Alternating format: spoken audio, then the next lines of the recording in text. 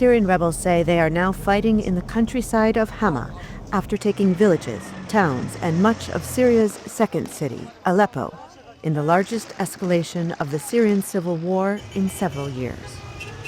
Meanwhile, Syrian and Russian airstrikes continue to hit rebel-held territories as Syrian President Bashar al-Assad fortifies the front lines with heavy weaponry and soldiers against forces they call terrorists, according to Syrian state media.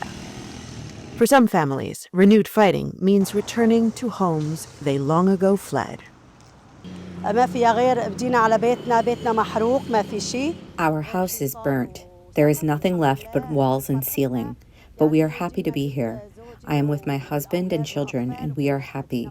Thank God. The United Nations says the violence has forced thousands of others to flee their homes and disrupted humanitarian assistance in the region. Hundreds of people have been killed, including dozens of civilians. Rebel soldiers launched the offensive last week as key Syrian government allies, Hezbollah and Russia, had become increasingly embroiled in wars with Israel and Ukraine. Rebel fighters say they have been waiting for years to take lands from the government's control. God the Almighty allowed us to take this area in a couple of days, this area that has been controlled by the government for many years.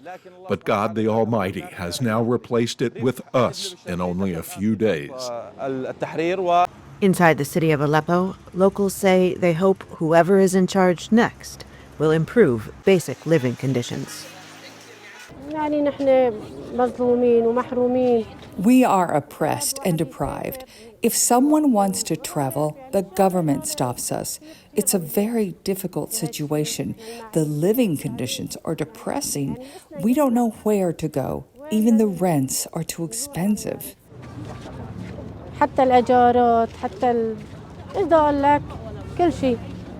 The latest flare-up in this 13-year conflict is further complicating matters in the region and raising the potential for a larger confrontation.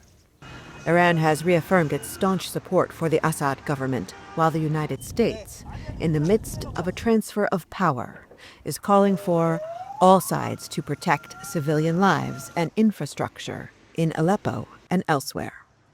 Heather Murdoch in Istanbul with Muawiyah Atrash in Aleppo and Idlib, Syria, VOA News.